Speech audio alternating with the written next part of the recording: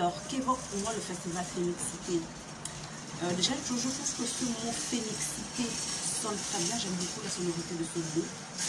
Et ce festival évoque pour moi un festival, une occasion pour moi de monter sur scène devant un public que je ne connais pas forcément. Donc c'est toujours un plaisir de se retrouver sur scène.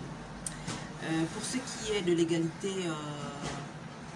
de genre, c'est un combat d'être humain. Je pense qu'en tant qu'être humain, on devait être sensible à toutes ces causes-là. Il est normal que les femmes aient exactement les mêmes droits que les hommes dans une société qui se veut justement égalitaire. Je dirais aussi que c'est un combat que je trouve un peu curieux parce que moi j'ai grandi dans une communauté où cette question de l'égalité homme-femme ne se posait pas. Dans la maison de mon père, je n'avais pas l'impression que mes frères étaient supérieurs à moi. Dans la culture nzébi encore moins, je n'ai pas l'impression que les femmes sont inférieures aux hommes.